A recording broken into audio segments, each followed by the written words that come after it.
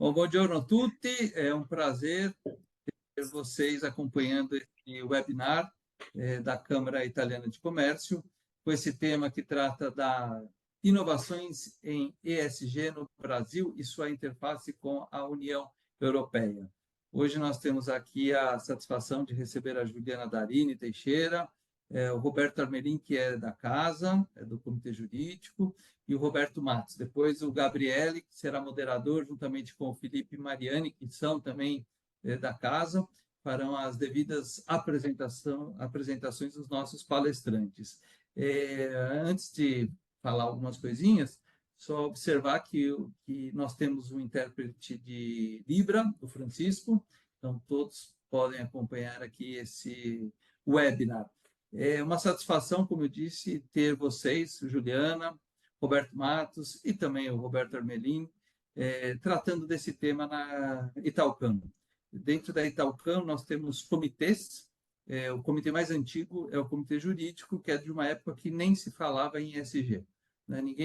Essa sigla não era utilizada, mas, de alguns anos para cá, o Comitê Jurídico também tem o seu núcleo, nós somos divididos em núcleos, nós temos um núcleo dedicado ao ESG.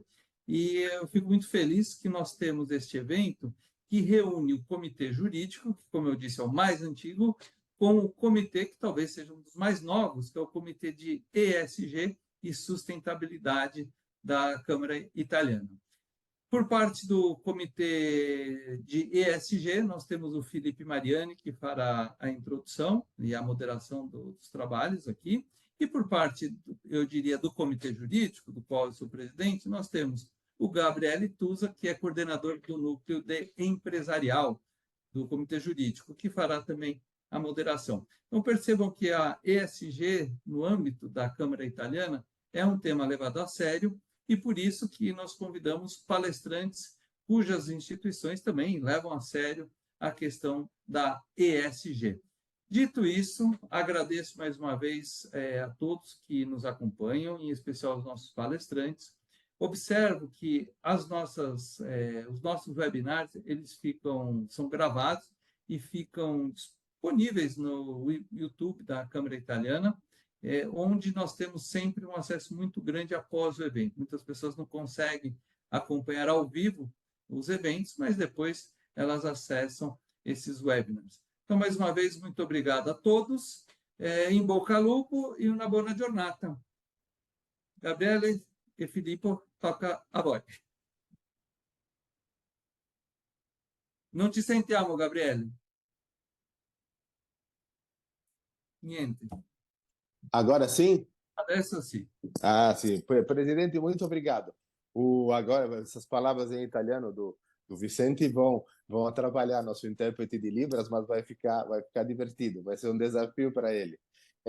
Eu coordeno, sim, o setor de empresarial do Comitê Jurídico, muito bem dirigido pelo Vicente, junto com a doutora e professora Marta Bagnoli, e ela, inclusive, em breve, estará capitaneando um outro evento que faremos aqui sobre as novidades do direito societário no Brasil, e já teremos mais notícias a respeito do assunto. Inclusive, nem sei se ela está conosco, se ela virá daqui a pouco. Eu conversei com ela recentemente, acredito que ela estará conosco ainda hoje. Assim, a importância de fazer esse evento nesse momento específico, ou seja, a ideia de fazer uma verdadeira joint venture com o pessoal de ESG aqui da Câmara, não é para fazer este evento. Este evento, na verdade, praticamente a ideia é chamar a atenção para um tema que nós pretendemos desenvolver ao longo de uma série de trabalhos no decorrer do ano aqui na Câmara. Esse evento ele tem 3 temas que são mais para, digamos, chamar a nossa atenção, porque são assuntos variados, e a ideia é chamar a atenção para o tema ESG no Brasil, mas construir uma agenda que possa reforçar os aspectos de intercâmbio entre Itália e Brasil nesse setor parece bastante promissor, ainda mais porque tem 2 aspectos que eu sempre gosto de levar em conta nessa área. Um ligado à nossa atividade cameral e o outro que é genérico. O que é genérico é muito interessante, ou seja, sempre se tem o receio de que ao se empregar esforços, tempo e dinheiro para o desenvolvimento de atividades ESG, esta empresa vai ter que suportar um custo que não tem como arcar normalmente e pode até ser suplantada por outras empresas que não o fazem no seu aspecto concorrencial. Esta questão, para mim, se era equivocada no passado, agora é claramente um aspecto que não existe mais, porque hoje você consegue, é uma questão econômica, você consegue desenvolver sua planificação ESG dentro da sua empresa e obter resultado econômico com isso. Não me refiro apenas a resultado institucional.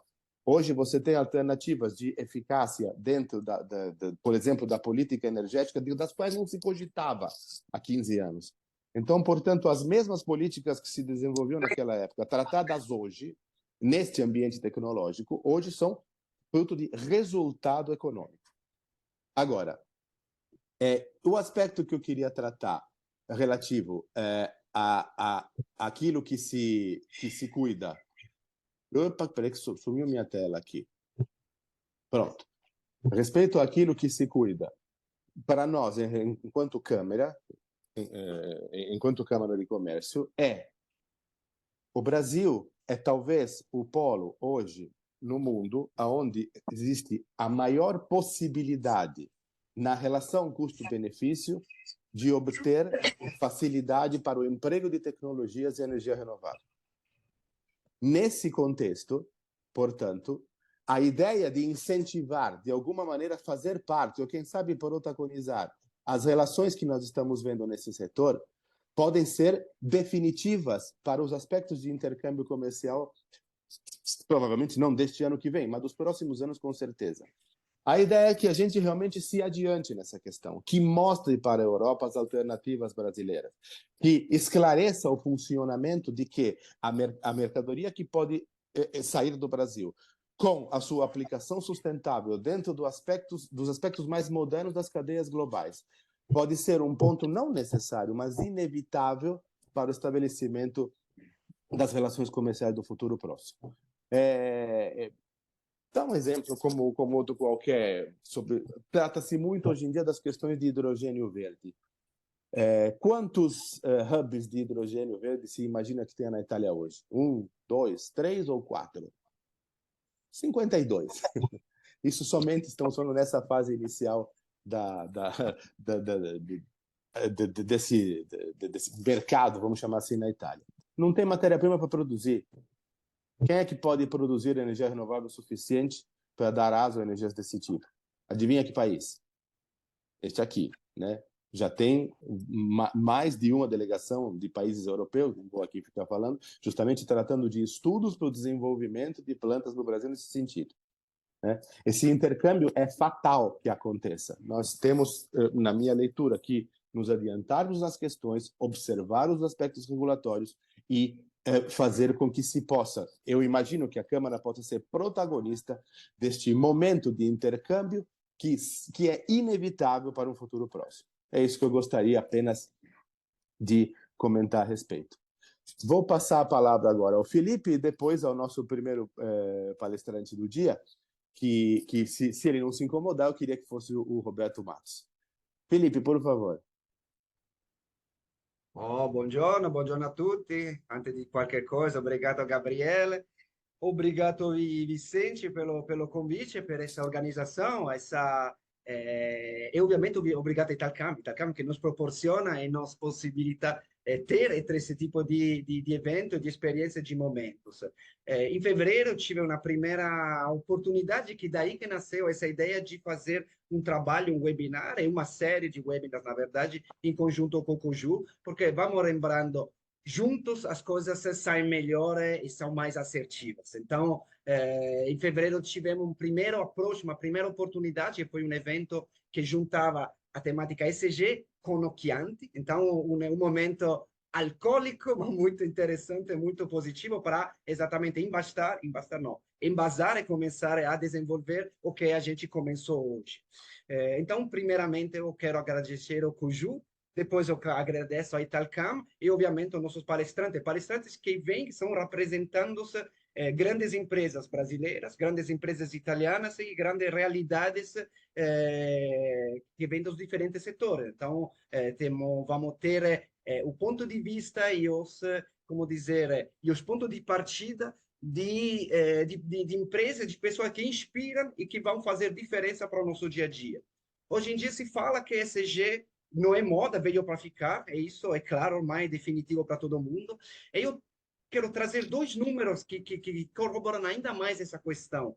O primeiro se refere à geração Z. Então, as pessoas nascidas entre 98 e 2013 são jovens de hoje, os que são os novos, sim, consumidores, mas de toda forma, os grandes influenciadores dentro de um momento de decisão de compra, que reputam, por exemplo, 91% desses jovens o posicionamento em relação à sustentabilidade ambiental como questão fundamental quando eles vão querer decidir, vão ter que decidir se comprar ou não aquele produto, aquele serviço.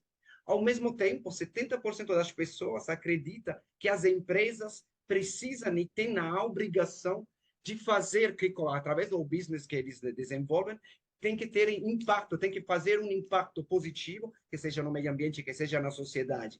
Então, essa consciência que o coletivo começa pelas empresas, mas depois a gente vai ver que somos nós, pessoas físicas, que vão fazer a diferença no nosso pequeno, no nosso dia a dia. Então, eu quero ressaltar quanto será importante o protagonismo das empresas, com certeza, mas também de nós, como pessoas físicas, como pessoas que povoam esse mundo, para fazer a diferença quando falamos de agenda ESG e de ações de impacto.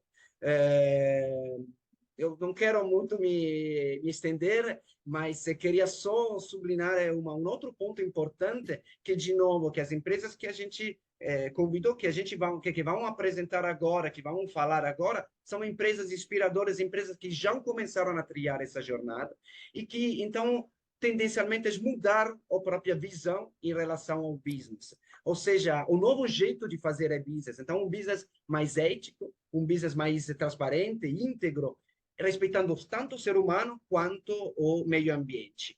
Por quê? Porque ESG é competitividade. Se a gente, como empresas, e de novo, eu ressalto sempre, nós, como eu, Filipe, você, Roberto, você, Juliana, pessoas físicas, não entendemos que a ESG veio para ficar e a gente precisa desenvolver, precisa acompanhar, precisa fortalecer, nós estaremos fora do mercado em brevíssimo tempo. Então, essa questão da ESG como competitividade, que é uma competitividade para nossas empresas, mas depois é para o mundo, para a sociedade. E isso é muito claro para as empresas que vão falar hoje, para a Natura, para a Enel, para o São Paulo FC, que eu tive o prazer de conversar com o Roberto e me abriu uma série de horizontes muito interessantes do ESG o Sport. E eu, igualmente, eu nem me apresentei, eu me chamo Filipe Mariani, eu sou diretor de novos negócios da La Fábrica. A Fábrica é uma agência de comunicação e criação de projetos educativos, exatamente. Então, a gente trabalha em prol da educação, em prol do mundo melhor, mas visando o médio e longo prazo para obter e ver os resultados. E a agenda ESG, para concluir, na minha visão, é exatamente isso, é uma visão a médio e longo prazo. Porque a curto prazo, não vai só desanimar-nos e vamos ter o risco de dizer, isso não serve, isso já é, vamos para o próximo. Em vez não, vai ser assim. Então, de novo, muito obrigado a todos e, sobretudo, muito obrigado aos nossos palestrantes. Eu me atrevo, a introduzir, a deixar a palavra a Juliana Darini para começar oficialmente o nosso webinar. E aproveito para agradecer e cumprimentar e falar oi para Roberto, que agora chegou, Roberto Armeni. Muito obrigado e bom webinar a todos. Vamos que vamos. Olha, eu tinha cogitado de começar com o Roberto, mas também pode ser com a Juliana. Está ótimo. Eu sou por cavalheiro. Não, Roberto, fica à vontade. Eu, como visitante, o que vocês preferirem, na verdade. Mas como visitante, você manda aqui. Mas que conversa? Eu mando? Opa! Na verdade, vocês têm alguma preferência, um dos dois, de iniciar? Porque eu não estabeleci uma agenda justamente para deixar a coisa o mais bate-papo possível. Não, sem problema. Se a Juliana preferir, eu posso seguir daqui, não tem problema. Então, olha, vamos começar então com o Roberto, já que a Juliana não se importa, porque repito que ela manda. E eu queria, então, apenas deixar clara uma situação. A presença da Enel nesse nosso primeiro debate tem uma relevância institucional, porque justamente se pretendemos fazer um trabalho que possa servir para uma conexão ESG entre esses dois universos, entre o que ocorre na América Latina e o que ocorre na União Europeia, falar da Enel em termos de Itália significa falar de uma das 3 maiores companhias da Itália, né? A Itália tem como suas empresas maiores a Enel, que é o acrônimo de Ente Nazionale per l'Energia Elétrica, a Eni, que é Ente Nazionale Hidrocarburi, e a Generali Seguros, que não é nacional de coisa alguma, eles são eles mesmos, né?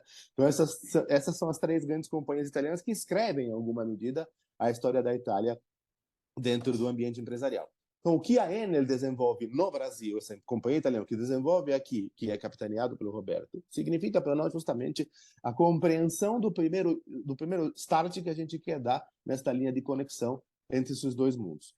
O Roberto, para quem não sabe, ele é mestre em sustentabilidade e desenvolvimento local, com MBA em gestão de marketing corporativo, está na Enel há 17 anos e atua como especialista sênior nesse setor, coordenando o processo de materialidade e atuando na elaboração do relatório de sustentabilidade da própria Enel, né?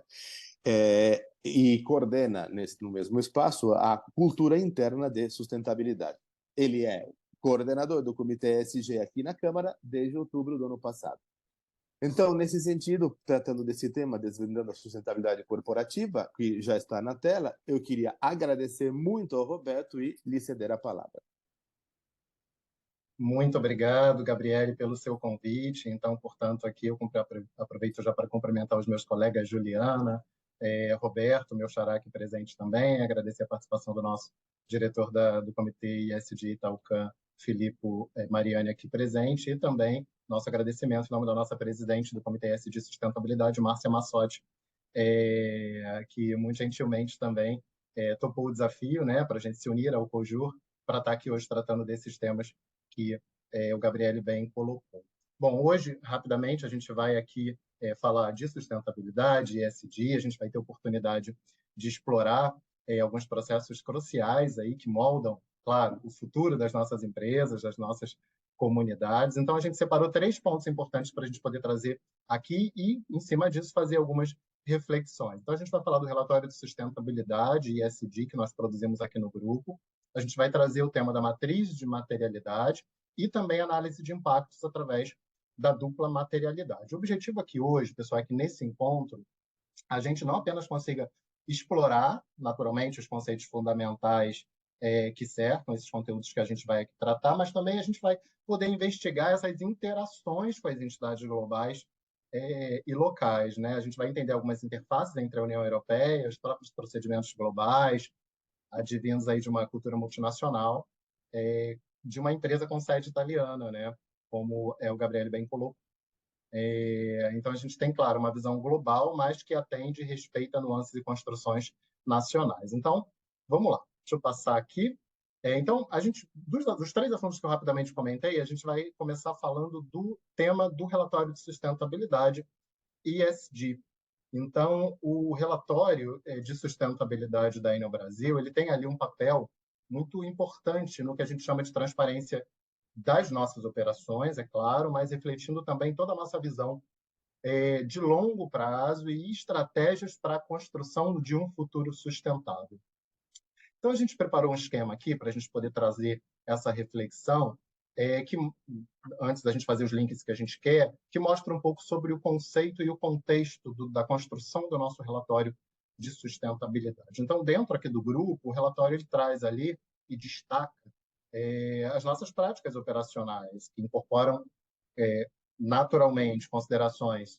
A gente está falando de ESG, então você tem considerações importantes sobre meio ambiente, sobre a sociedade, claro, sobre a governança. Isso tudo, pessoal, alinhando-se sempre com as diretrizes da União Europeia, para que a gente tenha uma economia cada vez mais verde, cada vez mais sustentável. Quando a gente fala disso, a gente está incluindo aqui gestão de riscos, a gente está falando de atração de talentos, a gente está falando de melhoria contínua de processos, em linha com expectativas de sustentabilidade e a própria governança da União Europeia, né? Quando a gente olha para o mundo externo, vocês veem ali em vermelho, a gente, além de construir confiança com os nossos stakeholders, quando a gente cria um relatório e desenvolve um relatório de sustentabilidade, a gente está incluindo ali, é claro, também o órgão regulador. Nós somos uma empresa de energia, então a gente fala o tempo inteiro com a Agência Nacional de Energia Elétrica. O nosso relatório ele atrai investimentos sustentáveis em sintonia com os próprios objetivos da União Europeia, para questão de mobilização de investimentos em projetos ambientalmente responsáveis. E ele também destaca o nosso compromisso com a responsabilidade corporativa, que reforça a nossa posição no mercado e contribui para uma reputação positiva, e falando ali do quadradinho azul, né, falando da parte interna. Quando a gente chega aqui, na parte de público-alvo, é importante destacar que o relatório ele é direcionado a todos os stakeholders, naturalmente. Então, a gente tem ali órgãos reguladores, investidores, a gente segue as diretrizes da Enel Group, como foi comentado, a gente tem a nossa sede em Roma, para a gente conseguir garantir esse grande alinhamento global em termos de tudo que a gente faz, e a gente já vai falar de que forma a gente faz isso. Outro ponto importante que a gente tem que destacar aqui quando a gente fala de relatório de sustentabilidade, pessoal, são os nossos indicadores.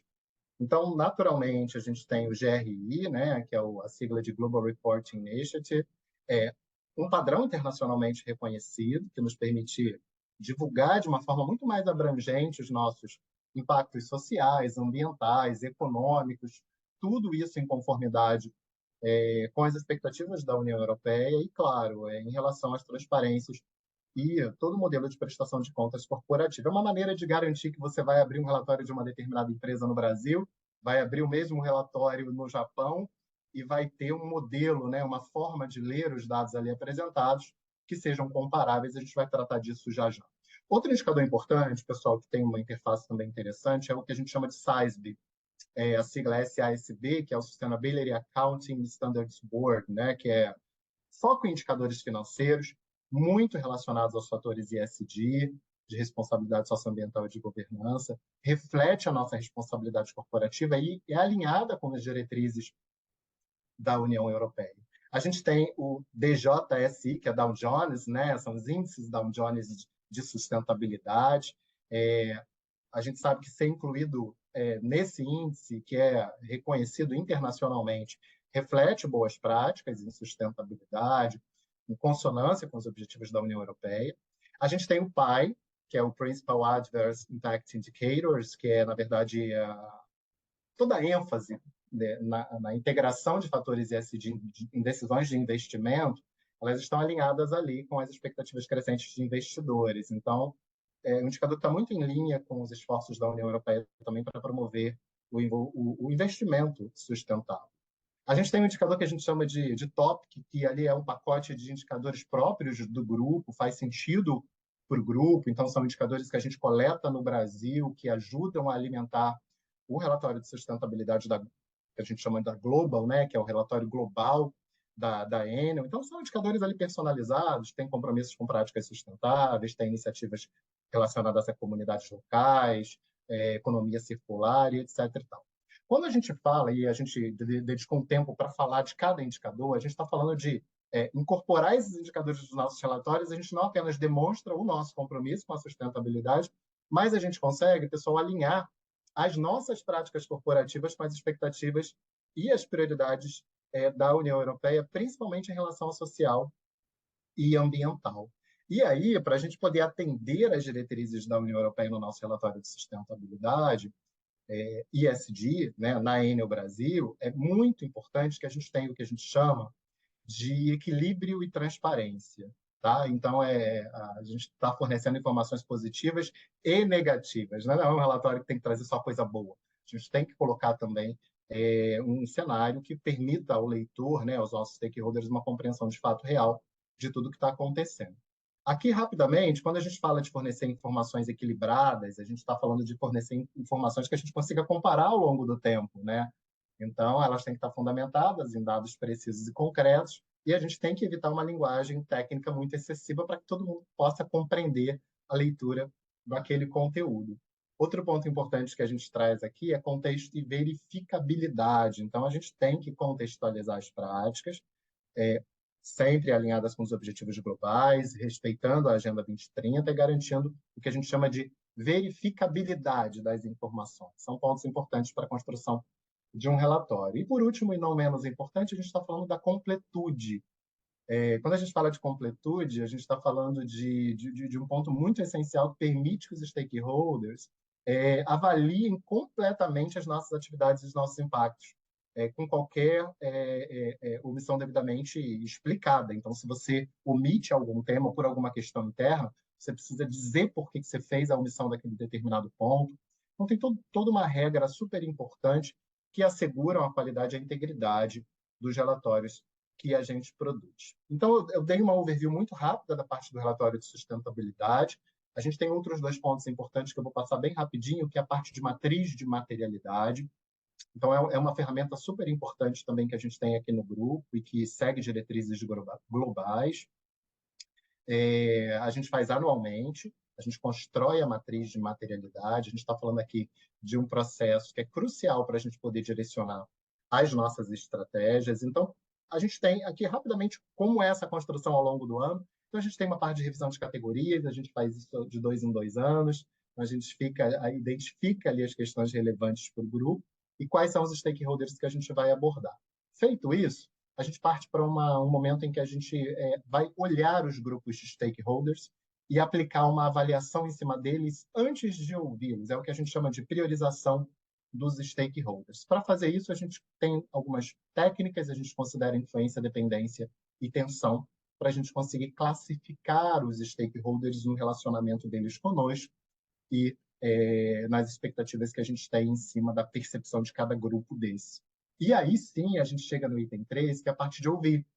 Aí a gente vai ouvir os nossos stakeholders, a gente, claro, avalia as conclusões das iniciativas de engajamento, para a gente poder entender 2 pontos importantes dos stakeholders. Quem são os stakeholders? Empregado, comunidade financeira, as instituições, a gente tem as lideranças comunitárias, a gente tem os grandes bancos, enfim, a gente tem um pacote enorme de stakeholders que a gente se relaciona e a gente precisa ouvir prioridade, qual é a prioridade que esses stakeholders dão aos temas e qual é a satisfação que eles expressam acerca de cada tema. Então, a gente faz isso também, e aí é um momento de escuta.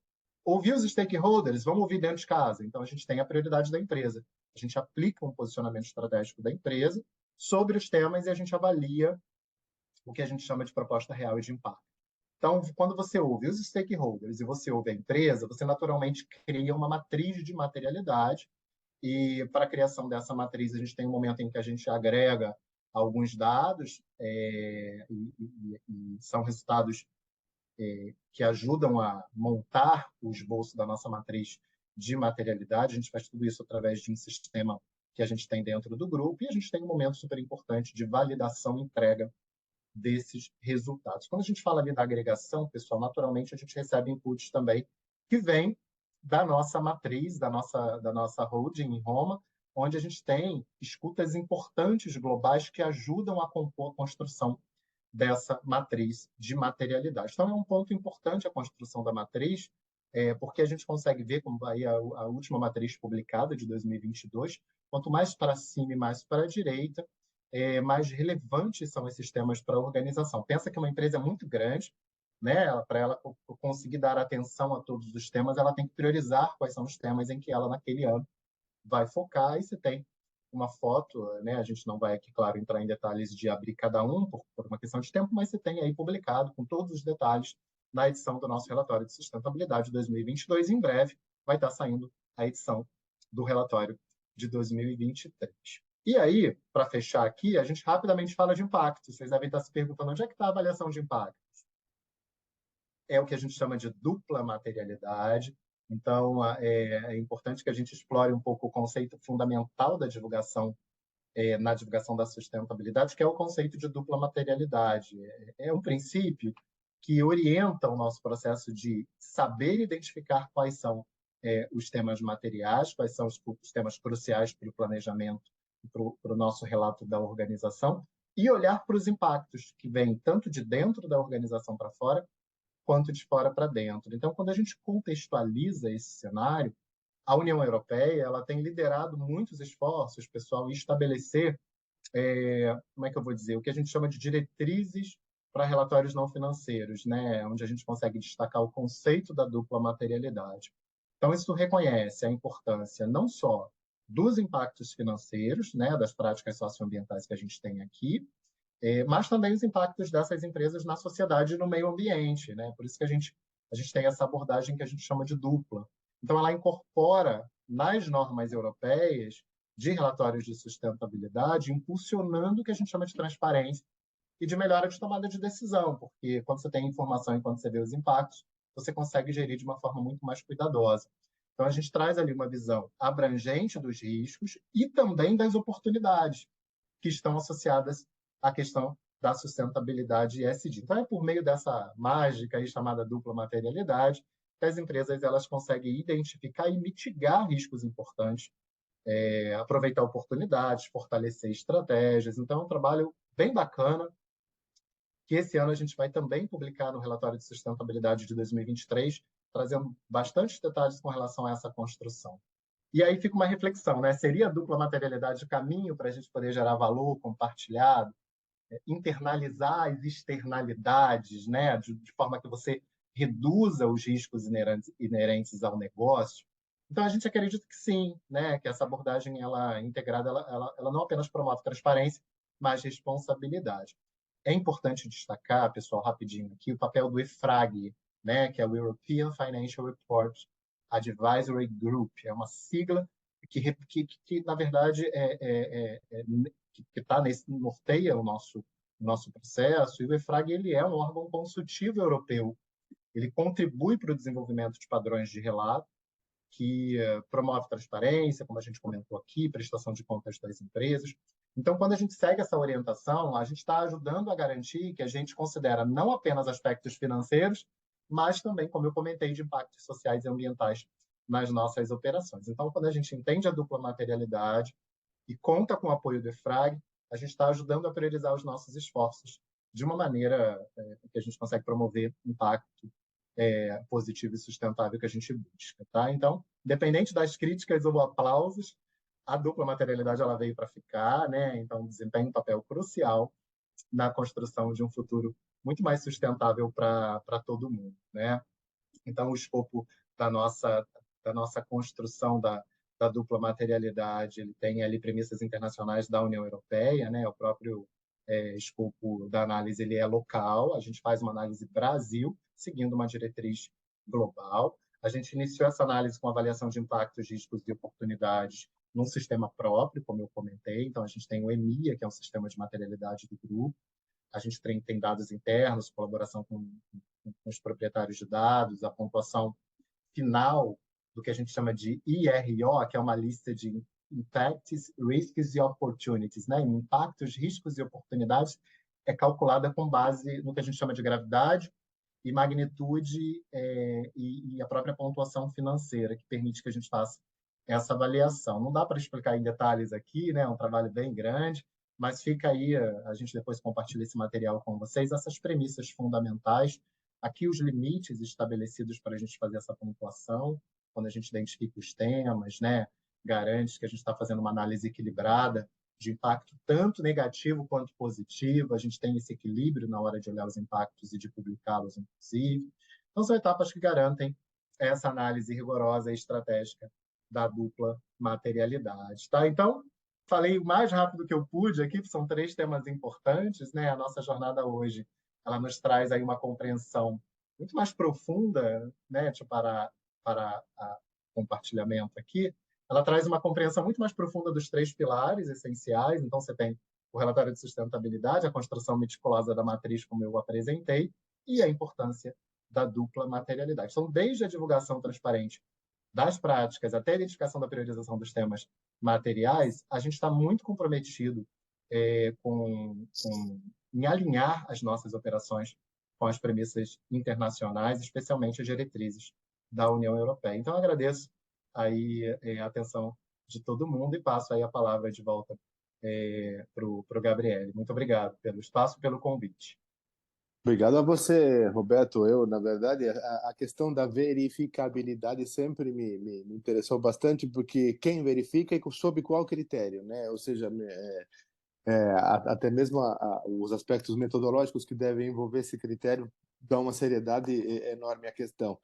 Sobre dupla materialidade, poderíamos falar até amanhã de manhã. Então, para evitar maiores elementos, eu, assim, gostaria depois, agora eu pretendia passar a palavra para a Juliana até por conta do tempo, mas eu estaria muito interessado em tentar entender se esses aspectos tão bacanas que estão acontecendo aqui, se a Itália está observando essas coisas, né? Se tivermos um tempinho no final, eu queria até abrir espaço para você de novo, se você me permitir, para tratar dessa questão.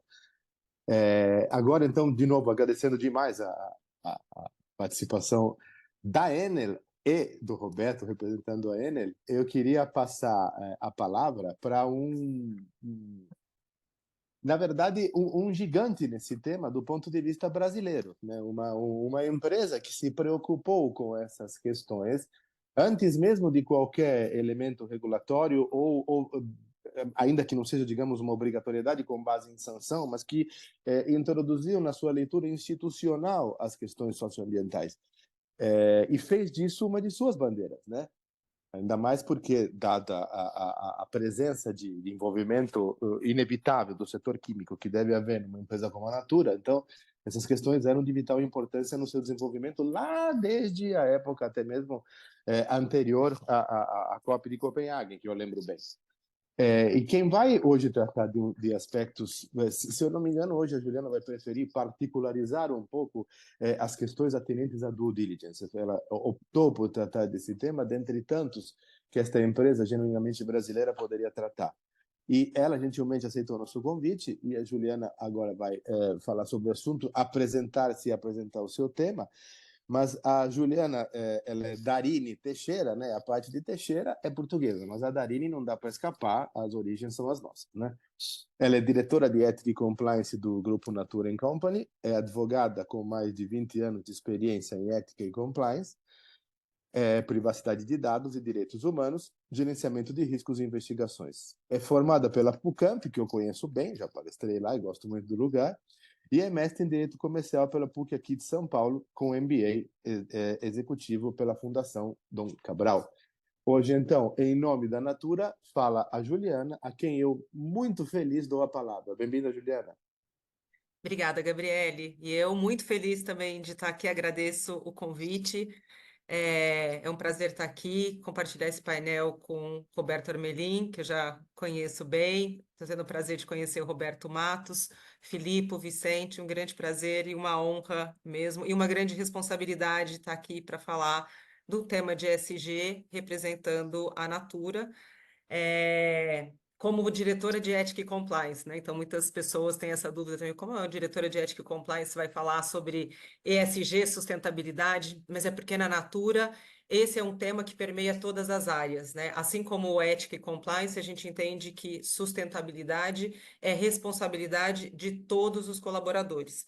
Então, é algo que está no DNA da companhia e todos nós temos responsabilidades. Então, a área de Ética e Compliance com ferramental de compliance, né, a gente vê que sustentabilidade é um valor que permeia a companhia como um todo, como um valor e uma ética estendida, né? Então, está no nosso código de conduta, está nos nossos treinamentos, e a gente faz essa ligação entre todas as áreas, todas as políticas, para garantir que isso permeie todas as áreas. Eu vou fazer uma breve apresentação também, se vocês me permitem, ciente do tempo, não quero me alongar muito. Vocês veem minha tela? Sim. Ótimo.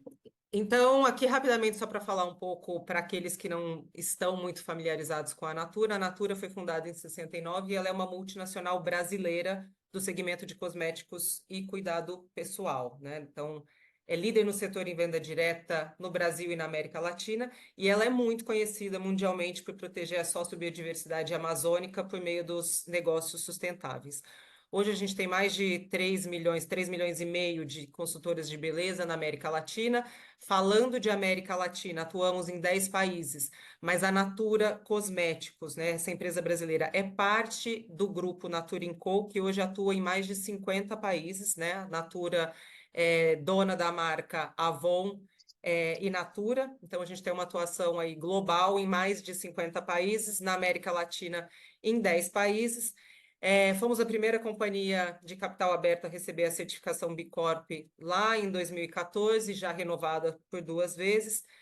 E temos uma pauta muito grande aí, né, de sustentabilidade, proteção da Amazônia, utilização de refis e tudo mais, né? Então, é uma empresa que é bem ciente do seu impacto social, econômico, ambiental e utiliza, né, todos esses desafios de sustentabilidade como uma forma de inovação.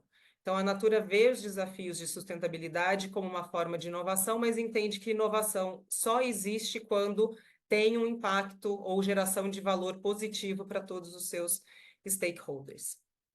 Então, aqui não vou passar por todos os marcos, mas aqui a gente tem uma visão dos principais marcos da Natura, né, que mostra que o propósito em gerar impacto positivo começou lá na criação da empresa e ela permanece de uma forma coerente, sempre marcada por pioneirismo e inovação desde sempre, né? Então, ela nasceu de um conceito que visa o respeito ao meio ambiente e uma valorização das pessoas. Então, desde 74, atua na venda direta, né, partindo, então, dessa questão da autoestima feminina, não só por meio dos produtos, mas também por meio da geração de oportunidades para diversas mulheres de diversas faixas de escolaridade, gerando oportunidades de renda complementar o principal para muitas dessas mulheres.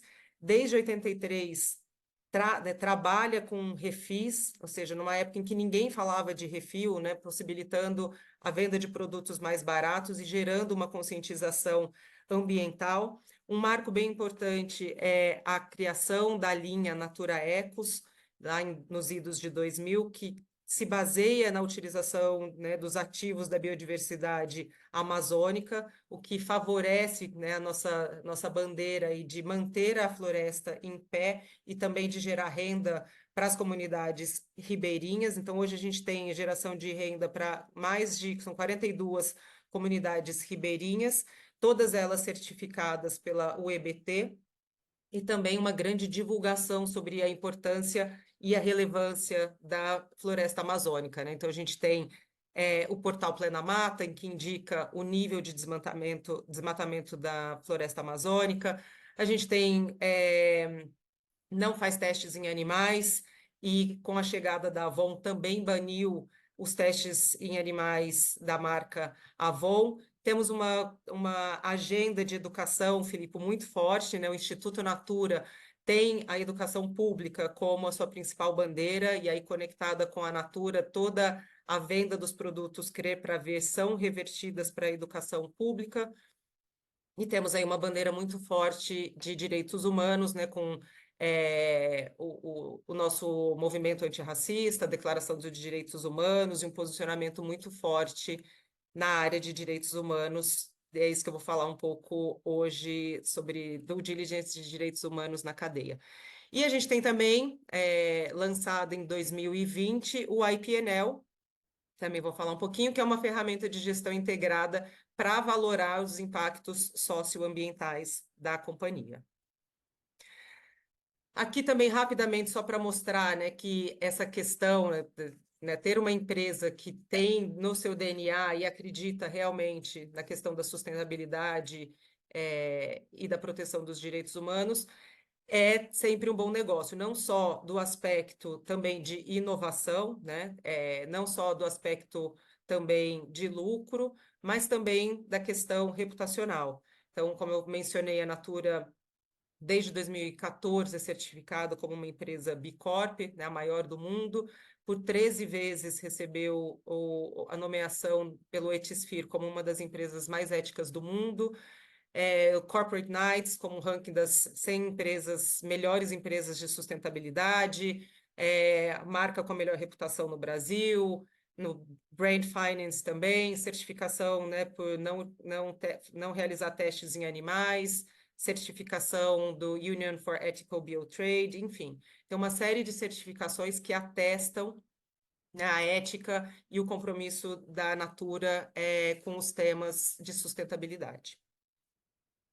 Então, a Natura sempre, como eu falei, né, ela tem esse DNA, né, de sustentabilidade, de ter um impacto positivo e tem essa visão de futuro, né, que o mundo não precisa de mais uma grande corporação, ela precisa de uma companhia que, de fato, ajude a tornar o meio ambiente e a sociedade melhores, né? A gente entende que não existe mais plano B, que a gente está num momento de ação, que a gente está num tempo de regeneração, então que, além de neutralizar os nossos impactos positivos, a gente tem que promover o bem social, ambiental, econômico e cultural, né? Então, vai além de neutralizar os efeitos negativos, mas a gente está nessa época da regeneração.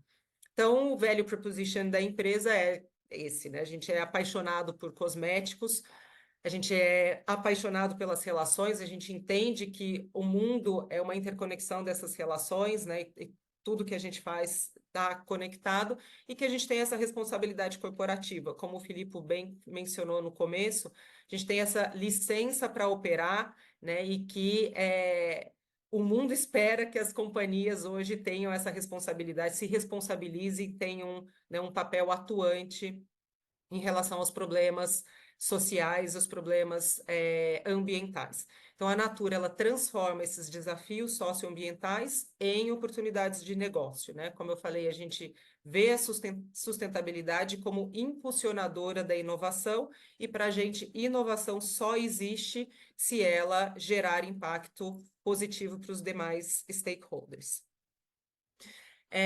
Então, essa é a nossa estratégia de mercado, né? Falando de todos esses projetos voltados à conservação ambiental e de sociobiodiversidade, que é de onde a companhia se iniciou, né?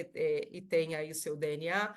Toda a parte das iniciativas políticas e sociais, né? Visando assegurar direitos e bem-estar na nossa rede, né? Na nossa rede de consultoras, para os nossos colaboradores, mas também nas comunidades em que a gente atua e para a sociedade como um todo, e tem uma parte de governança muito forte relacionada às práticas voltadas para a transparência na nossa gestão e nas certificações e nos compromissos públicos.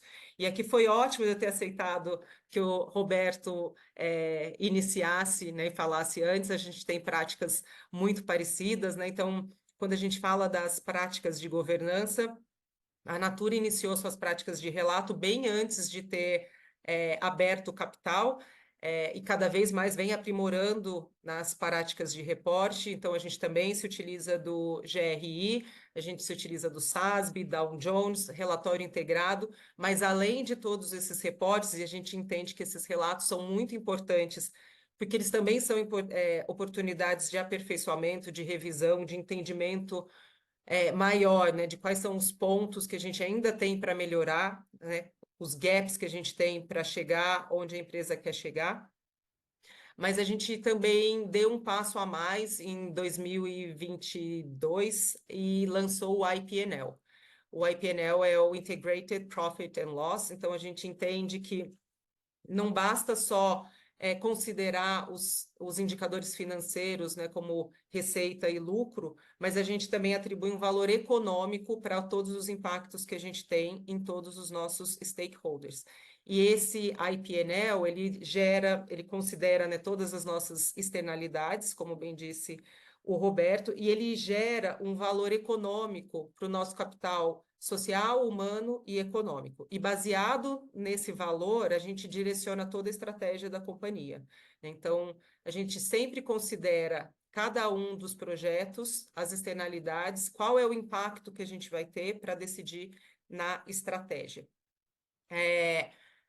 Falando ainda de governança, né, no Estatuto Social da companhia, a gente estabelece que qualquer atividade que vai ser desenvolvida pela Natura ou por qualquer empresa que a Natura tenha relação, tem que considerar o impacto de curto e longo prazo, né? O interesse de curto e longo prazo, não só da companhia, mas também dos seus acionistas, e também os efeitos ou os impactos causados econômicos, jurídicos, sociais e ambientais em todos os seus stakeholders, né? Então, a gente vê que já no Estatuto Social da Companhia a gente estabelece essa prática ESG, né, como termos de governança corporativa, mas como eu também já mencionei no começo, a gente considera que já faz parte da cultura, né? Então, é algo que nasceu no DNA, que permeia a cultura corporativa e que, baseado nos nossos indicadores, direciona a nossa estratégia de todos os projetos e todos os compromissos que a gente assume.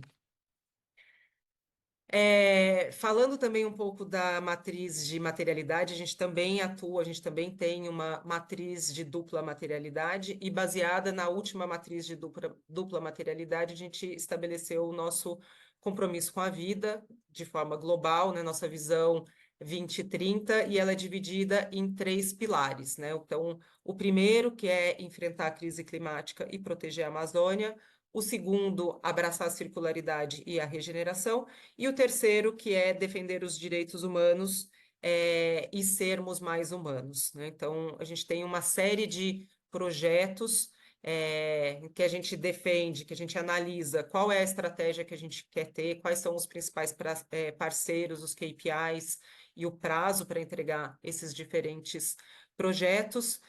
De novo, totalmente fundamentado no nosso IPNL, né? Hoje a gente já tem um número que, para cada R$1 investido pela Natura, a gente reverte R$2,7 para os nossos stakeholders, né? Então, a gente faz essa mensuração e leva muito a sério isso para direcionar a nossa estratégia.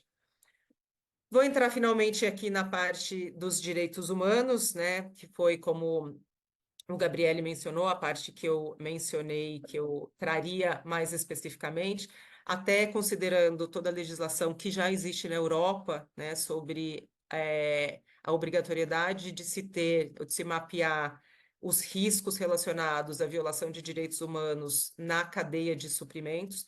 No Brasil, a gente ainda não tem nenhuma legislação a esse respeito, mas a Natura já se utiliza da legislação europeia para também direcionar os nossos processos internamente, né? Então, especificamente falando desse pilar, a gente tem o nosso Código de Conduta de Fornecedores, que baseia, né, toda a relação nesse código de conduta. Todos os nossos fornecedores têm que assinar o código de conduta, e nesse código a gente também estabelece quais são as nossas expectativas, quais são as nossas exigências em relação, né, ao bem-estar dos nossos fornecedores, os aspectos ambientais, sociais e também de qualidade. A gente faz um mapeamento socioambiental e de corrupção dos nossos fornecedores, e baseado, né, no mapeamento desses fornecedores, a gente tem uma auditoria mais específica feita localmente para verificar principalmente as questões socioambientais e de direitos humanos.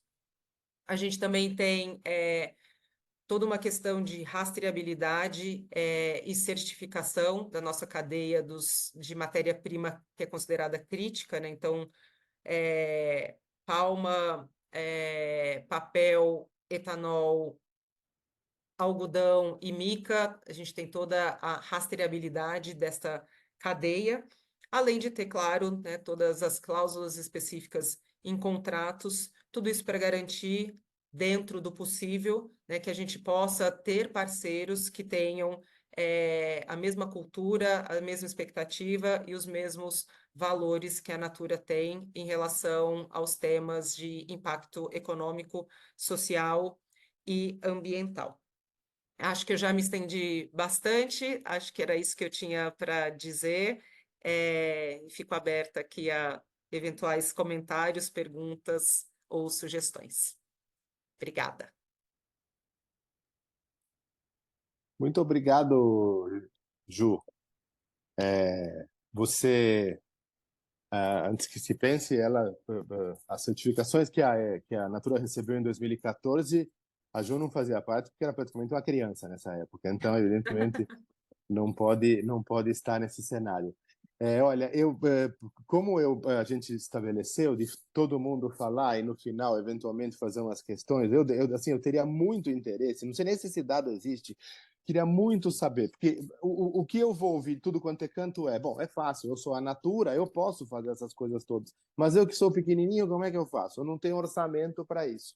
E eu gostaria muito, se esse dado existisse, de fazer uma espécie de conta entre o quanto antigamente a Natura gastava e o seu impacto de retorno, e hoje, porque hoje, pelo menos em certos setores, a redução de gastos que a tecnologia proporciona para a tentativa de estabelecimento dessas práticas e a eficiência que se pode obter é uma coisa brutal em 10 anos, o que eu pude notar nesse setor.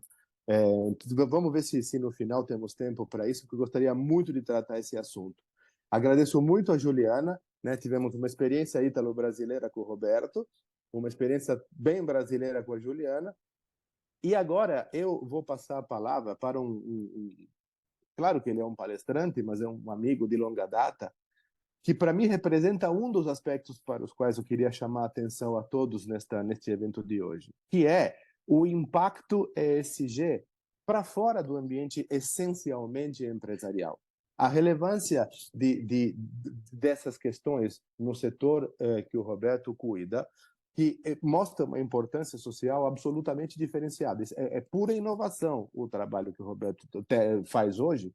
O Roberto hoje é diretor de ESG Compliance do São Paulo Futebol Clube. Tá bom, mas puxa vida, mas você é palmeirense? Bom, tá bom, o que isso tem a ver? O que eu estou falando é um outro assunto, não guarda nenhuma relação com isso. O que eu quero deixar claro, isso até para aqueles que não são da área jurídica, pessoas jurídicas, como o nosso próprio ordenamento diz, são de fins lucrativos ou não lucrativos. As lucrativas chamamos de empresas. As não lucrativas chamamos de fundações ou associações. O São Paulo é uma associação. São Paulo não visa lucro. O São Paulo é uma associação gigantesca com milhões de pessoas que só têm uma coisa em comum: gostam da mesma coisa. Não visam obter resultado, distribuir lucro. Não, a ideia é uma instituição que faça o bem para as pessoas que gostam da sua atividade.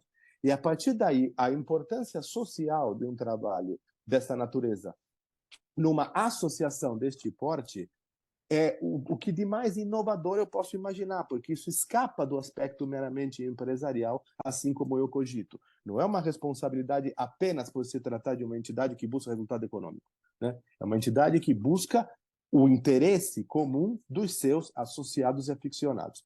Então, justamente para poder falar deste ambiente, como isso está acontecendo agora, nesse momento do qual o Roberto é um dos pioneiros na área, é que eu vou lhe ceder a palavra.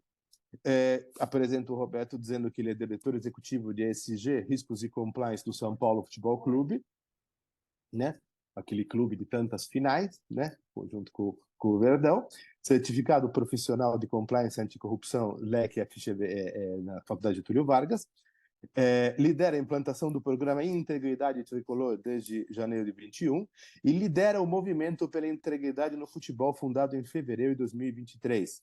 Também é membro do Comitê de Cultura de Integridade do Pacto Global da ONU no Brasil e membro dos comitês de Boa Governança no Esporte e Ambiental, Sustentabilidade e Responsabilidade Social no Esporte da SIGA Latinoamérica, Sport Integrity Global Alliance. Então, com muito prazer, agora eu gostaria de dar a palavra ao meu amigo Roberto Amelin.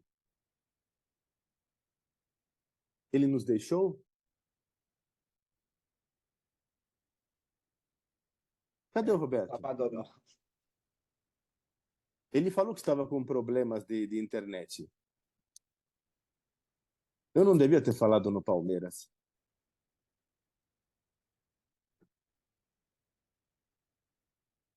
Era melhor seguir falando da Juventus. Eu também acho. Ele caiu no momento que ele ia falar. Eu acho que ele tentou falar e deu um problema na conexão Ele dele. deve estar tentando reconectar, porque ele estava aqui até alguns segundos.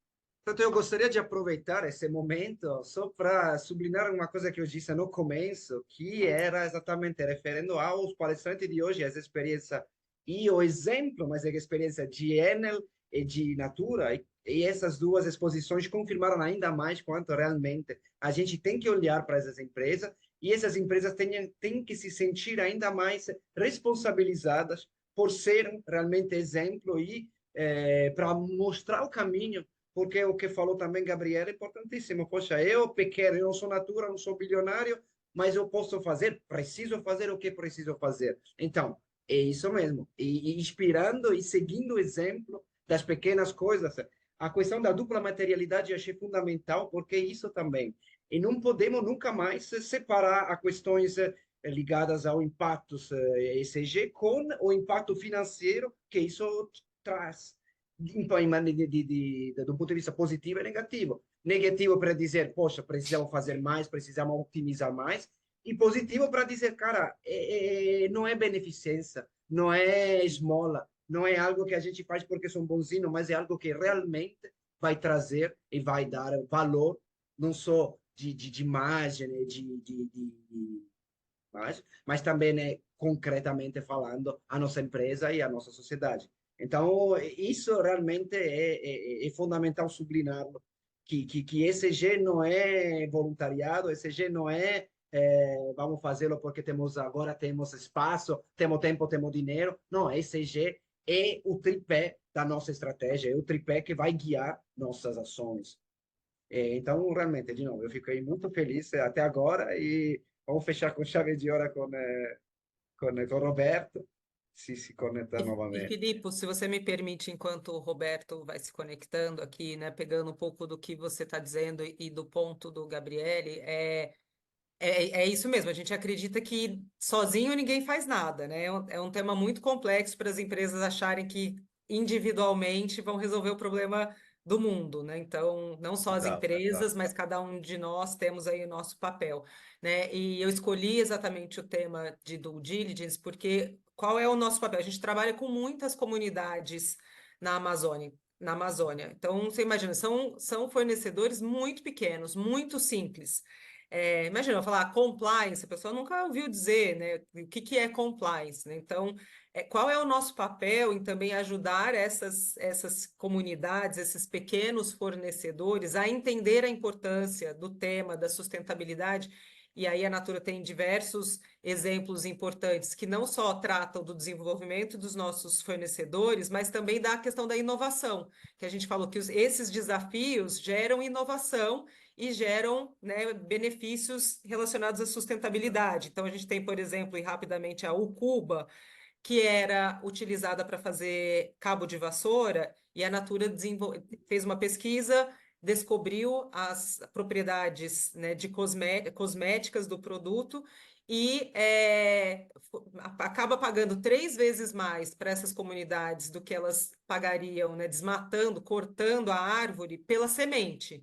Ou seja, ela preserva a floresta, gera renda para a comunidade e inovou com um produto novo. Então, tem benefício para todo mundo e todo mundo conectado, todo mundo trabalhando junto para um fim, para um bem comum.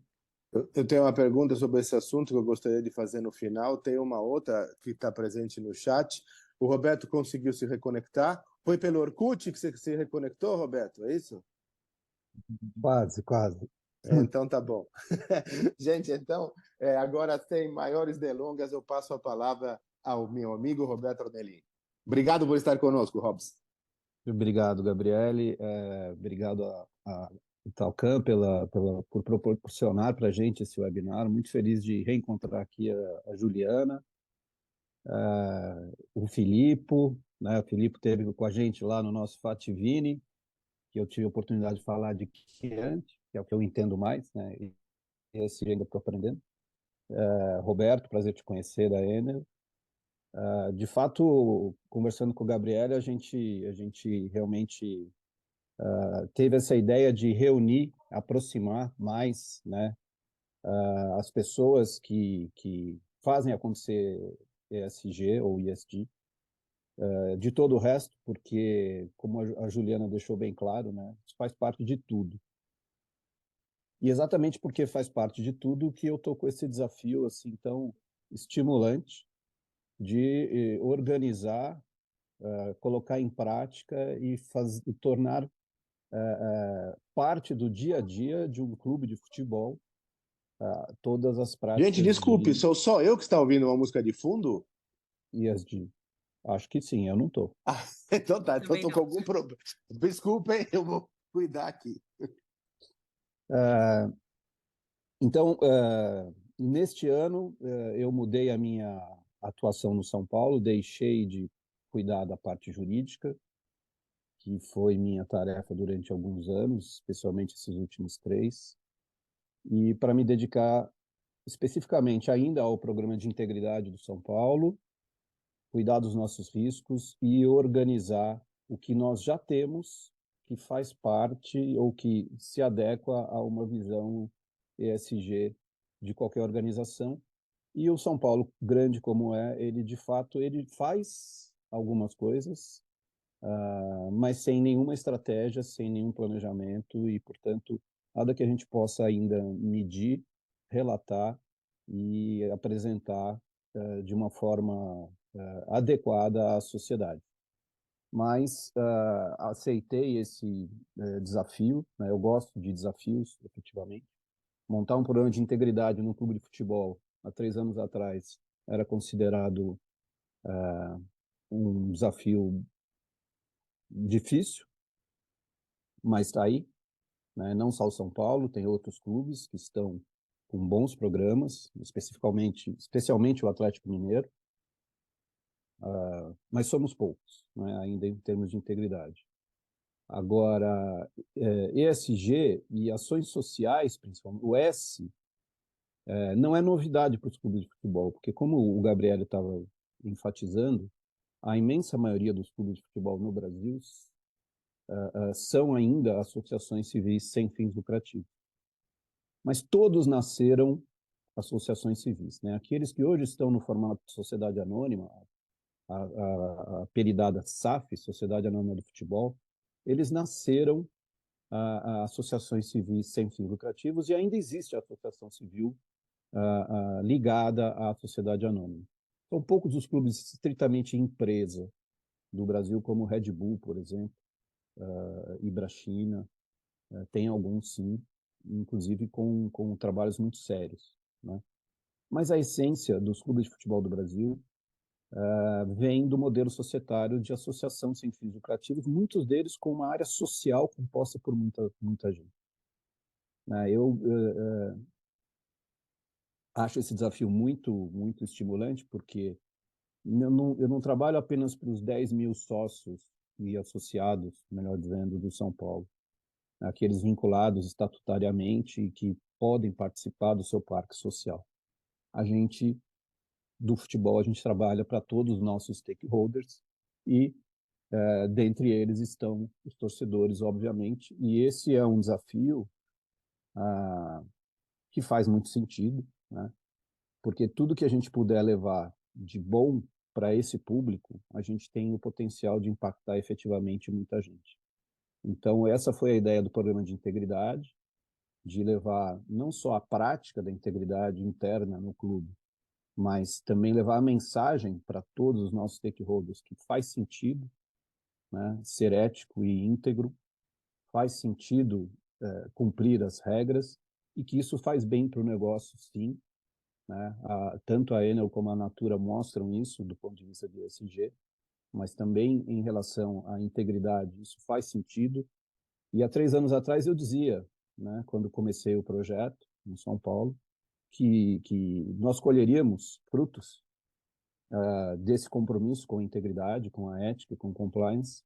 E o que o São Paulo tem vivido nesses últimos meses, né, mostra isso, e acho que o principal reflexo público que todos conhecem foi o caso do naming rights com a Mondelez, que mudou o nome do nosso estádio para Morumbis. Ainda que se trate de um trocadilho infame, como aquela belíssima peça de propaganda que a Mondelez produziu colocou, o fato é que pegou, né? E é difícil você mudar o nome de um estádio que tem mais de 60 anos de idade, né? E deu certo. E essa parceria, obviamente, ela também está baseada no nosso compromisso e na nossa prática com ética e integridade. Claro, ainda em construção, né? São 3 anos trabalhando nisso, numa organização que já tem quase 100 anos. né? Aliás, o São Paulo tem 2 agendas 2030. Né? A gente faz parte do Pacto Global, a gente aderiu ao Pacto Global. No Brasil, só Curitiba e Atlético Mineiro estão conosco na Agenda 2030. Mas em 2030 também o São Paulo completa seus 100 anos e estamos trabalhando em várias frentes para que a gente possa entregar também alguns projetos nessa linha. E claro que a estruturação de um programa de ESG sério, cuidadoso, com todas as práticas bem definidas e todos os dados mensuráveis, verificáveis, possíveis, faz parte do nosso projeto. Então, eu ainda não tenho o que mostrar, né, de ESG do São Paulo, é um projeto que está começando. O que eu posso dizer é que nós tomamos medidas ambientais mínimas, obviamente, para cumprir a legislação, mas o que é pouco, né? Acho que muito bonito do que a Juliana deixou muito claro, do caso da Natura, e que a própria Enel colocou, é que fazer o básico é muito pouco, né? A gente no São Paulo também quer fazer mais do que o básico, cumprir a lei é obrigação de todos, a gente quer realmente, no nosso segmento, ser um exemplo, mostrar que é possível, primeiro, e mostrar não apenas que é possível e que faz bem para a sociedade, para o planeta, mas que isso também traz valor, né? E a gente se beneficia, inclusive economicamente, desse valor agregado resultante de práticas que reconhecidamente devem fazer parte, a meu ver, pelo menos, do dia a dia de todas as organizações, independentemente do seu posicionamento em termos de mercado, né? Até porque o meio ambiente está aí para todo mundo o dia inteiro, em todos os lugares, e a sociedade, enfim, está todo mundo inserido na sociedade. Então não adianta achar que isso é responsabilidade de outros ou só das grandes empresas. Isso é uma tarefa de todo mundo, né? Eu me lembro de algumas lições de educação lá do Japão, quando as crianças são ensinadas a cuidar do próprio lixo, né? Princípios tão simples e básicos que a gente não tem aqui, né? Então, são tantas as coisas que é possível fazer, e quando a gente fala do esporte, né, quando falo de integridade, eu costumo enfatizar que eu tenho a convicção de que o esporte é o fenômeno social mais poderoso que existe em termos de impactar e engajar as pessoas. E por isso que eu inicialmente comecei o trabalho com o programa de integridade no São Paulo, para impactar efetivamente o mercado, né? O mercado do futebol, e estimular todos os demais a seguirem esse caminho. Da mesma forma com o ESG. A gente tem esse potencial, né, de levar essa mensagem e mostrar que isso não é só das grandes empresas, das grandes corporações, e não é só para seguir leis e regulamentos, isso é uma questão de princípio, né? Assim como respeitar direitos humanos é uma questão de princípio e tem que ser de todos, adotar práticas ESG pensadas, organizadas, também tem que ser tarefa de todos, inclusive das pequenas, o que justifica a preocupação do Gabriele de entender como é que as pequenas podem agir dessa forma.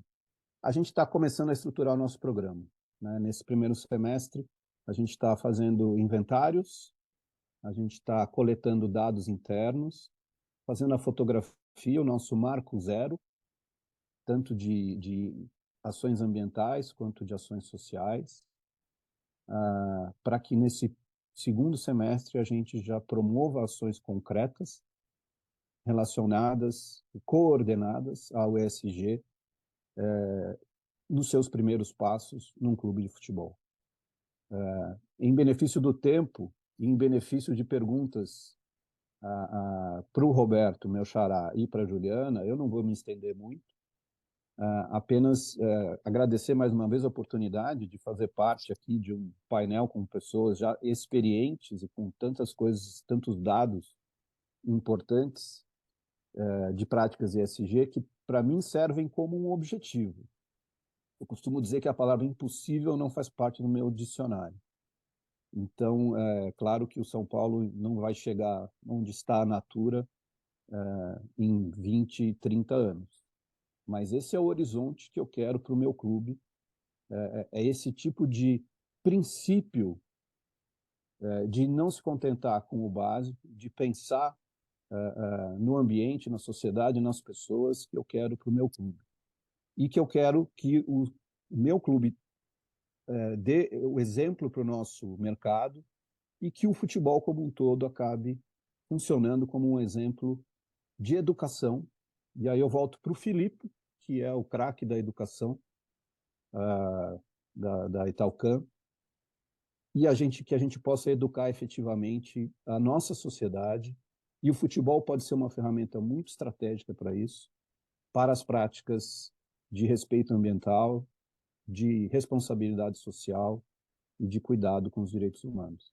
Então, mais uma vez agradeço, é um prazer enorme estar aqui. A Italcam tem crescido, tem sido criativa.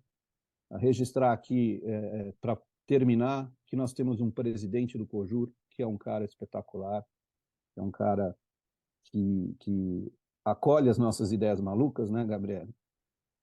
O querido Vicente, obrigado mais uma vez por me acolher nesse COJUR e por topar as minhas maluquices. Sempre um prazer. Um abraço, abbraccione a tutti, e fico aqui à disposição para quem quiser saber alguma coisa de ESG no futebol. Abraccione, você deixou o Francisco Júnior em maus lençóis, né? Porque agora ele tem que ficar traduzindo, ficar vendo as coisas que você fica falando em idioma alienígena. Olha, gente, o Roberto falou en passant um detalhe que, enquanto a gente conversava sobre as estratégias, ele tratou com uma ênfase que eu gostei bastante. Ele falou, olha, é muito importante os aspectos da governança, o estabelecimento de políticas, você tem uma agenda, mas um elemento que eu percebo que eu estou me dedicando mais e com mais afinco é o treinamento, ou seja, fazer com que a gama das pessoas envolvidas no processo esteja a par de como essas práticas se desenvolvem. Isso muda por completo a rotina dentro do ambiente da pessoa jurídica, seja ela empresária ou não. Como ele bem ressaltou, existem vários clubes hoje em dia que têm a conformação de SAF. Gente, olha, como todo mundo foi absolutamente disciplinado e o tempo foi respeitado de uma maneira impressionante, eu estou chocado com vocês, eu nunca vi nada parecido.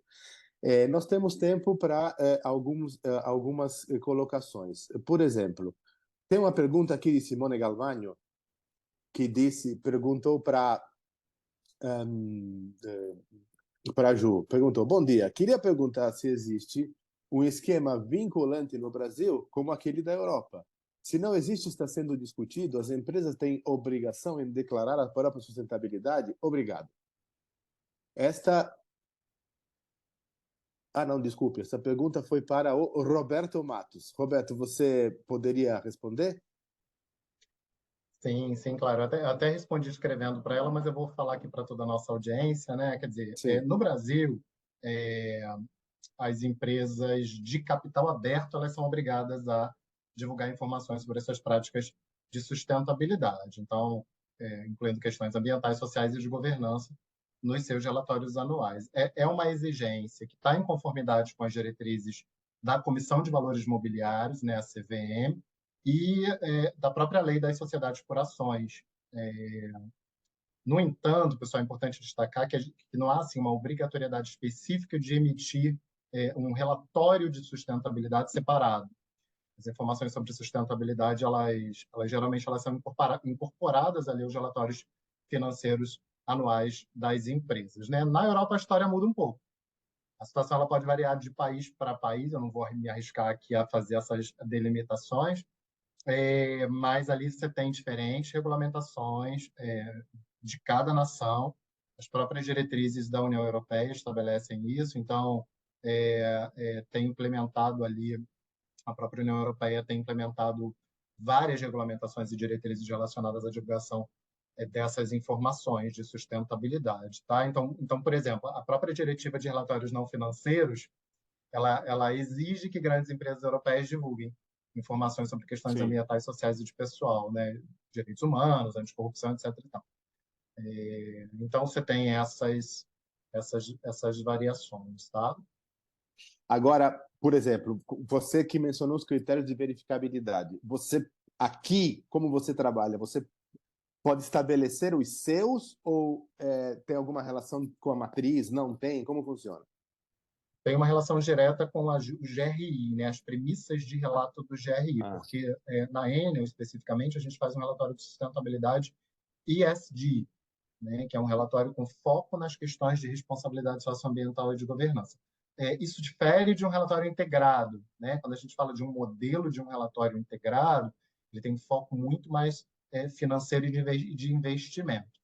Claro que a gente aqui na Enel segue premissas estabelecidas pelo GRI de um relato integrado, embora o nosso relatório não seja um relatório um relato integrado. Aí você me pergunta qual é o melhor? Não tem melhor, né? Um não é melhor do que o outro. São decisões estratégicas e a Enel opta em seguir no Brasil o modelo de um relatório ESG. Não tem como ter melhor porque tem que adaptar as condições locais. Não tem nenhuma. Exatamente. Exato, tem nada nesse sentido. Sim. Agora, Juliana, aquilo que eu, digamos, cogitei, é possível? A Natura seria capaz de avaliar os gastos que teve para atendimento à sua política quando iniciou e hoje, se isso, do ponto de vista do pessoal do marketing ou coisa parecida, se foi viável interpretar um resultado econômico positivo, negativo, diferente? Existe essa comparabilidade? Isso eu não consigo imaginar. Eu não sei, mas acho super interessante e anotei aqui para buscar, porque acho que é uma informação muito relevante, inclusive dentro da própria estratégia e para reforçar o ponto que a gente está discutindo aqui. Mas eu te conto depois. Eu digo isso porque eu gostaria que o nosso próximo encontro, que envolvesse questões de energia renovável, é um tema que eu já estou propondo aqui para o Comitê ESG. Eu me lembro de uma experiência que eu tive pessoalmente na questão de reciclagem, onde se iniciou o projeto com um determinado orçamento. No decorrer do projeto, a tecnologia do biodigestor melhorou uma barbaridade. Então, você teve o orçamento elevado pela metade pela evolução tecnológica. Ou seja, a tecnologia te atropela até e te beneficia em coisas que você não imaginava em relação aos seus próprios investimentos, né? Tem situações desse tipo. Bom, gente, eu não sei se tem mais algum questionamento. O Eduardo sempre me ajuda nesse sentido. Eu acho que não. Filipe, você gostaria de dizer alguma coisa? Mas, sim, com certeza. De novo, muito, muito, muito obrigado. Ficou muito claro quanto é importante o exemplo e seguir o exemplo e começar a se mexer, começar a fazer. A questão que eu falei antes do protagonismo, que seja das empresas, mas é também de nós, pessoa física, de nós, Filipe, nós, Roberto, nós, Juliana, de fazer o nosso pouquinho, porque é insignificante, mas se eu faço, tu faz, ele faz, né? Afinal, vira realmente de impacto. E a questão que o Roberto também sublinhou, Roberto Melli, no final, sobre a base, que é a educação, que se é inspiração, mas depois é a educação, não é só para levar a água para o meu moinho, mas é realmente a educação vai nos guiar, além de nos educar, vai nos guiar sobre o que é bem fazer, o que é preciso fazer. Eu teria, na verdade, eu poderia ter falado tudo isso só no final, mas eu queria fazer uma pergunta para a Juliana, só por curiosidade. Ela falou que pararam de pagar, a Natura parou de de usar os animais como cobaias, né, para próprios experimentos, que é falando do mercado e das empresas de cosmético, de bem-estar em geral, o principal argumento de quem é contra, de quem quer dar contra. E como é que substituíram essa, com o que substituíram Lembra esses... que eu falei que a gente utiliza os desafios como oportunidades de inovação, né? Então, a gente tem também um projeto grande para desenvolver startups. E uma startup desenvolveu uma impressão de. Acho que é isso, tá? Posso falar alguma besteira aqui, mas está no relatório anual que acabou de sair. Mas a gente faz uma impressão de pele 3D e eles fazem os testes nesse protótipo de pele. E tem também um microchip que ele simula a pele conectada com alguns órgãos para ver a reação a determinados tipos de cosméticos. Então, assim, é o ápice da inovação que surgiu de uma demanda de sustentabilidade, né? Então, por isso que a gente fala que os desafios de sustentabilidade geram inovação, que geram impacto. Então, só tem benefício e é um círculo virtuoso incrível. Mas é pele artificial, é isso? Eu não quero falar que é uma besteira, mas no relatório anual que acabou de sair, tem um capítulo específico descrito como novos negócios e fala das parcerias de startup e descreve exatamente essa startup que explica como é que a gente substitui os testes em animais, tá? Eu não quero falar nenhuma besteira aqui, mas eu sei que ela simula e eu entendi que é uma simulação de pele feita numa impressora 3D. Isso é impressionante. Eu tenho até interesse de ver como é que se reproduz, por exemplo, as características de pele, né? Rubores, eczemas, qualquer situação desse tipo. Depois fazer epiderme, derme, parênquima. Isso é maravilhoso, uma coisa desse tipo. Não, é maravilhoso. Eu sei que a gente faz tudo em laboratório, mas sem usar testes em animais e está descrito no relatório anual. Então a gente Então, consegue. não vamos mais ao dermatologista, vamos na gráfica, é isso? É assim que funciona. Adorei essa questão. Vou até dar... Tem alguma matéria, algum site para a gente entrar? Não, no próprio relatório anual, como eu te falei, se você entrar no relatório anual, ele explica lá. O relatório anual da Natura foi publicado semana passada, quinta-feira passada, se eu não me engano. Aí tem um capítulo de novos negócios, fala das startups e traz esse caso específico. Muito legal, muito bacana mesmo. Tá? Vou procurar se tem mais alguma coisa mais específica também, detalhes, e te mando, Gabriel. Isso, vai intitular como sua mensagem? Derme falsa? Não sei, tem que usar Não, alguma... não é falso. Não, nunca, jamais. É artificial e biodegradável, por favor. Biodegradável, utilizando inteligência artificial, que é outro tema importante também, né? Que está bem relacionado com a questão da ética, da sustentabilidade, enfim. Nós vamos ter uma série de mudanças absolutamente enormes. O Código Civil vem aí, que tem um projeto que acabou de ser entregue ao Senado. Tem uma mudança de mais de 1.000 artigos, muda muito a configuração de empresa, muda uma série de questões, inclusive sobre o tratamento dos animais.